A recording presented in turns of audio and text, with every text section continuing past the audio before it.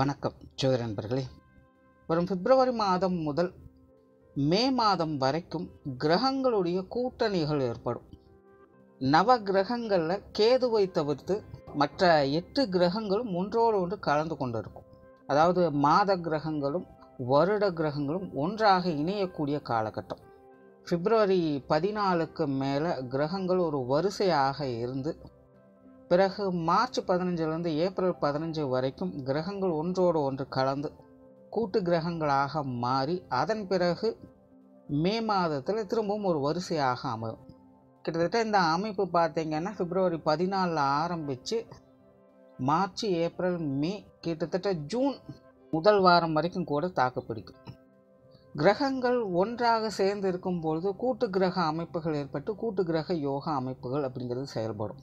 கிரகங்கள் வரிசையாக இருக்கும்போது கிரகமாளிகா யோகம் அப்படிங்கிறது செயல்படும். மாத கிரகங்களானது முதல்ல சனியோட இணையுது, 2வது ராகுவோட இணையுது, 3வது குருவோட இணையுது.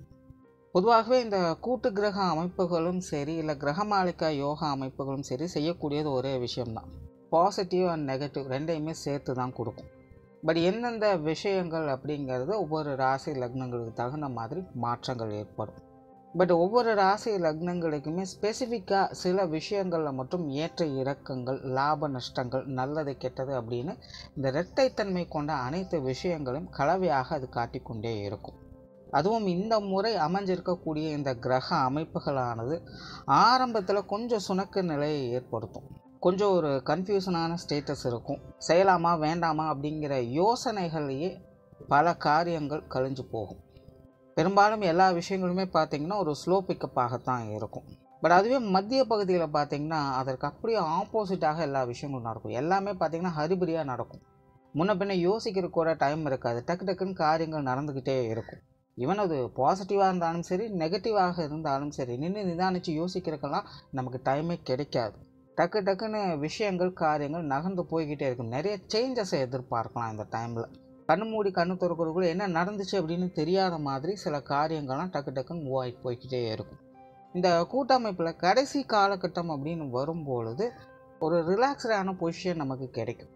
அதாவது எப்படி இருக்கும்னு பார்த்திங்கன்னா, ஆரம்பத்தில் என்ன பண்ணுறதுனே தெரியாமல் முழிச்சிட்டு இருந்தோம். திடீர்னு இடையில என்ன நடந்ததுன்னு தெரியல, அறக்கப்பறக்க எல்லா விஷயங்களையும் செஞ்சு முடிச்சிட்டோம். இப்போ கொஞ்சம் நிம்மதியாக இருந்தால் போதும், அமைதியாக ரெஸ்ட் எடுத்தால் போதும் அப்படிங்கிற மைண்ட் செட்டுக்கு கொண்டுட்டு போகும். நல்லதோ கெட்டதோ சந்தோஷமோ துக்கமோ எப்படியோ அலைஞ்சு திரைஞ்சு கஷ்டப்பட்டு நினச்சதை செஞ்சு முடிச்சிட்டோம் அப்படிங்கிற ஒரு மைண்ட் செட்டில் நம்ம கொண்டு போய் உட்கார வைக்கும்.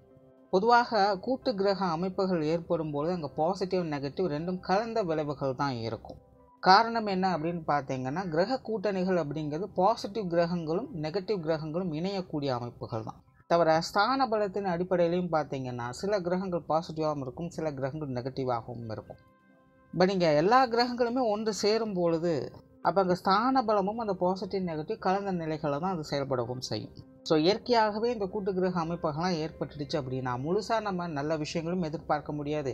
அதுக்காக முழுசாக எல்லாமே கெட்ட விஷயங்கள் தான் அப்படின்னு சொல்லிட முடியாது. இந்த மாதிரியான கிரக அமைப்புகள் ஏற்படும் பொழுது தான் அங்கே அதிர்ஷ்டமும் வேலை செய்யும், துரதிர்ஷ்டமும் வேலை செய்யும். அது அதிர்ஷ்டமா இல்லை துரதிர்ஷ்டமா அப்படிங்கிறதான் அவங்களுடைய பிறப்பு ஜாதகம் முடிவு செய்யும். பிறப்பு ஜாதகத்தில் அவங்களுடைய கிரக அமைப்புகள் இப்போது எந்த நிலைமையில் இருக்குது அப்படிங்கிறத வச்சு அதை டிசைட் பண்ணலாம். பட் இங்கே நம்ம பொது பலன்கள் பார்க்கறதுனால ஜென்ரலாக இது எப்படி இருக்கும் அப்படிங்கிறத புரிஞ்சுக்கிட்டிங்கன்னா அதை கொஞ்சம் ஈஸியாக எடுத்துகிட்டு போகலாம். ஒருவேளை இந்த காலகட்டங்கள் உங்களுக்கு நல்ல விஷயங்கள் நடந்துக்கிட்டு இருக்குது அப்படின்னா நீங்கள் சந்தோஷமாக அதை மேற்கொண்டு எடுத்துகிட்டு போகலாம். ஒருவேளை உங்களுக்கு மோசமான விஷயங்கள் நடந்துகிட்ருக்கு அப்படின்னா நீங்கள் அதை நினச்சி பெருசாக பயப்பட வேண்டியதில் கவலைப்பட வேண்டியதில்லை. பெருசாக அதை நினச்சி ரிஸ்க் எடுக்காதீங்க, ஃப்ரீயாக விடுங்க. கொஞ்ச நாள் அது தானாகவே சரியாயிடும். திரும்ப திரும்ப அதே விஷயங்களுக்குள்ளே போய் மாட்டிக்காதீங்க. ஒரு 3 மாதம் பொறுமையாக இருந்துட்டு அதன் பிறகு உங்களோட ப்ராசஸை ஸ்டார்ட் பண்ணுங்கள். ஸோ அதற்கு தகுந்த மாதிரி நீங்கள் கொஞ்சம் ஃப்ளெக்சிபிளாக இருந்துட்டீங்க அப்படின்னா இந்த காலகட்டம் உங்களுக்கு கொஞ்சம் சமாளிக்கக்கூடிய வகையிலும் சிறப்பான வகையிலும் அமையும். தவிர பொதுவான வகையில் ஒவ்வொரு ராசி லக்னங்களின் வகையில் ஒவ்வொரு ராசிக்கும் ஒவ்வொரு விதமான வகையில் இது ஸ்பெசிஃபிக்காக வேலை செய்யும். அது உங்களுடைய ராசிக்கு என்னென்ன விஷயங்கள் அப்படிங்கிறத மேற்கொண்டு பார்க்கலாம். தவிர இது ராசிக்கு பொருந்துமா இல்லை லக்னத்துக்கு பொருந்துமா அப்படிங்கிற டவுட்டு வேண்டாம். ஏன்னா இது ராசிக்கும் பொருந்தும் லக்னத்துக்கும் பொருந்தும். மிதுனம் மிதுன ராசி மிதுன லக்னக்காரங்களுக்கு இந்த 4 மாத கிரக கூட்டணிகளானது மிகவும் கலவையான நிலைகளிலே வேலை செய்யும் அப்படின்னு சொல்லலாம். அதாவது இவங்களுக்கு விஷயங்கள் காரியங்கள் வகையில் ரொம்பவுமே ஒரு ஏற்றத்தாழ்வுகள் அப்படிங்கிறது இருக்கவே செய்யும். சடனாக ஒரு பூஸ்டப் மூவ்மெண்ட் கிடைக்கும், சடனாக ஒரு டவுன் சைட் மூவ்மெண்ட் கிடைக்கும். ஸோ அதனால் நிறைய சேஞ்சஸ் அப்படிங்கிறது தொடர்ச்சியாக இருந்துக்கிட்டே இருக்கும். ஒரு ஸ்ட்ரைட் ஃபார்வர்டான விஷயங்களை எதிர்பார்க்கவே முடியாது. ஸோ அதனால் மிதுன ராசி மிதுன லக்னக்காரங்க இந்த காலகட்டங்களில் கொஞ்சம் நிதானத்தோடும் யோசித்து செயல்படுறது நல்லது. காற்றுள்ள போதே தூற்றிக்கொள் அப்படிங்கிற விஷயத்தை செயல்படுத்தக்கூடிய காலகட்டமாக இது உங்களுக்கு அமையுது. ஸோ நல்ல விஷயங்கள் வரும்பொழுது அதை சாமர்த்தியமாக பயன்படுத்திக்கணும், விட்டுட்டு அப்படின்னு திரும்ப கிடைக்காது. இந்த மாதிரி சில ஆப்பர்ச்சுனிட்டிஸ் எல்லாம் உங்களுக்கு சாதகமாக வந்து அமையும். பட் யூஸ் பண்ணுறது பண்ணாமல் இருக்கிறது அப்படிங்கிறது உங்களுடைய சாமர்த்தியத்தில் தான் இருக்குது. மெயினாக இது மிதுன ராசி மிதுன லக்னக்காரங்களுக்கு ஏன் இது வரவும் போகுமாக இருக்குது அப்படின்னு பார்த்தீங்கன்னா, இந்த காலகட்டங்களில் இடைப்பட்ட பகுதிகளில் உங்களுடைய ராசி நாதனான புதன் அப்படிங்கிறது நீச்சகதியை அடைவாங்க. அதாவது புதனுக்கு வலிமை இழக்கக்கூடிய தன்மை ஏற்படும். பட் வலிமை இழந்தாலுமே கிரக கூட்டணிகள் இருக்கிறதுனால இது நீச்சபங்க யோகா அமைப்போடு இது செயல்படும். அதாவது மற்ற கிரகங்களுடைய சப்போர்ட் அப்படிங்கிறது புதனுக்கு வலுவை ஏற்படுத்தும். அதிலும் குறிப்பாக ராகு சுக்கிரனோடு சேர்ந்து இந்த நீச்சபங்க யோகம் அப்படிங்கிறது செயல்படும். ஸோ அதனால் இந்த மிதுன ராசி மிதுன லக்னக்காரங்களுக்கெல்லாம் பார்த்தீங்கன்னா, நான் வீழ்வேன் என்று நினைத்தாயோ அப்படின்னு சொல்கிற மாதிரி சில விஷயங்கள் காரியங்கள் கொஞ்சம் நெருக்கடியான சூழ்நிலைகளுக்கு கொண்டுட்டு போகும். பட் இருந்தாலுமே அது எல்லாமே உங்களை ஒரு மாதிரி பயமுறுத்துகிற மாதிரி பயமுறுத்திட்டு திரும்பவும் உங்களை ஒரு ஸ்டடியான பொசிஷனுக்கு கொண்டுட்டு வந்துடும். ஏன்னா மிதுனத்துக்கு மட்டும்தான் தங்களுடைய ராசிநாதன் 10ஆம் இடத்துல நீச்சகதி அடைந்து 11ஆம் இடத்துல நீச்ச நிவர்த்தியும் பெறுவாங்க. ஸோ அதனால் நார்மலாகவே இவங்களுக்கு ஆரம்பத்தில் கொஞ்சம் சிக்கல்களை அதிகமாகவே கொடுத்துரும், பிறகு அது பெனிஃபிட்டையும் உருவாக்கிடும்.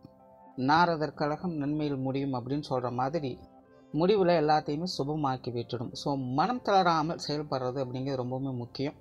சோர்ந்து போயிடாதீங்க, அதுக்காக ரொம்பவுமே ரிஸ்க் எடுக்கவும் செய்யாதீங்க. ஏன்னா காரியஸ்தானத்தில் தான் நீச்சமாகறாங்க அப்படிங்கும்போது கண்டிப்பாக அங்கே ஏதாவது ஒரு ட்ராபேக்ஸ் இருக்கத்தான் செய்யும். நம்மளையும் மீறி சில விஷயங்கள் அங்கே தவறாக நடப்பதற்கு வாய்ப்புகள் இருக்கும். அதனால் ரொம்பவுமே பிடிவாதமாக ஸ்திரமாக அதை பிடிச்சிட்டு இருக்க முடியாது. கொஞ்சம் ஃப்ளெக்சிபிளாக இருக்கிறதுக்கும் ட்ரை பண்ணுங்கள். கூட இருக்கிறவங்களாம் கொஞ்சம் அனுசரித்து போங்க, பொறுமை காத்து இருங்க. குறிப்பாக இது மிதுனம் அப்படின்னு பார்க்கும்பொழுது காரிய ரீதியான விஷயங்கள், அவங்களுடைய காரியங்கள் மற்றும் செயல்பாடுகளில் இந்த விஷயங்களை நீங்கள் கொஞ்சம் கரெக்டாக கடைபிடிச்சிங்கனாலே போதும். தொழில் வேலை உத்தியோகம் சார்ந்த விஷயங்கள்லாம் பார்த்தீங்கன்னா இந்த காலகட்டங்களில் கொஞ்சம் அதிகமான கலவையான மாற்றங்களை ஏற்படுத்தவே செய்யும். உங்களுடைய சுய ஜாதக அடிப்படையில் நல்ல விஷயங்கள் வந்தாலும் கூட ஒரு அபரிவிதத்தன்மை ஏற்படுத்தும், இல்லை கெட்ட விஷயங்கள் வந்தாலுமே ஒரு அபரிவிதத்தன்மை ஏற்படுத்தும். பட் நீச்சகதி நீச்சபங்க யோகம் அப்படிங்கிற அமைப்பு ரெண்டும் சேர்ந்து மாறி மாறி வர்றதுனால ஒரு நிலைப்புத்தன்மை இருக்காது, சடனாக ஒரு சேஞ்சஸையும் ஏற்படுத்திடும். ஸோ அதனால் இந்த நேரத்தில் உங்களுடைய மனம் சலனப்படாமல் பார்த்துக்கிறது தான் ரொம்ப ரொம்ப முக்கியமாக இருக்குது. ரொம்பவுமே எக்ஸாஜுரேஷனும் ஆயிரம் வேண்டாம், ரொம்பவுமே டம்ப் ஆயிரமும் வேண்டாம். ஸோ தொழில் வேலை உத்தியோக ரீதியாக கொஞ்சம் கவனத்தை எடுத்துக்கோங்க. ஏதாவது மாற்றங்கள் ஏற்பட்டாலும் அதை அக்செப்ட் பண்ணிக்கோங்க. அண்ட் ட்ராவல் ரிலேட்டடான விஷயங்களும் கொஞ்சம் கவனம் எடுத்துக்கோங்க. முடிஞ்ச அளவுக்கு தொலைதூர பிரயாணங்கள்லாம் கொஞ்சம் அவாய்ட் பண்ண ட்ரை பண்ணுங்கள். தேவையில்லாத அலைச்சல்கள், சிரமங்கள், விரயங்கள் போன்ற விஷயங்கள் இதில் கொஞ்சம் அதிகமாகவே இருக்கும். அதே போல் குடும்ப விஷயங்கள் காரியங்களையும் பார்த்திங்கன்னா ஒரு மாதிரியான மந்த நிலை தான் காணப்படும். பேச்சுவார்த்தைகள் கொஞ்சம் கவனம் எடுத்துக்கோங்க. குடும்ப உறுப்பினர்கள் வகையிலும் கொஞ்சம் அனுசரித்து போய்க்கிறது நல்லது. ஸோ ஒரு ஆளாக இந்த கூட்டுக்கிரக அமைப்பு 4 மாத காலங்க அப்படிங்கிறது மிதுனத்தை பொறுத்த வரைக்கும் கிரகங்களுடைய அமைப்பு சாதகமான நிலைகள் இருந்து செயல்பட்டாலும் கூட உங்களுடைய ராசிநாதன் வலிமை ஏற இறங்க இருக்கிறதுனால மனநிலையில் கொஞ்சம் தடுமாற்றங்கள் இருக்கவே செய்யும். ஆகையினால் எதையும் பெரிதுபடுத்தாமல் பொறுமையோடும் நிதானத்தோடும் செயல்பட்டு வந்தீங்கன்னா இந்த காலகட்டம் உங்களுக்கு சிறப்பாகவே அமையும். நன்றி, வணக்கம், வாழ்க வளமுடன்.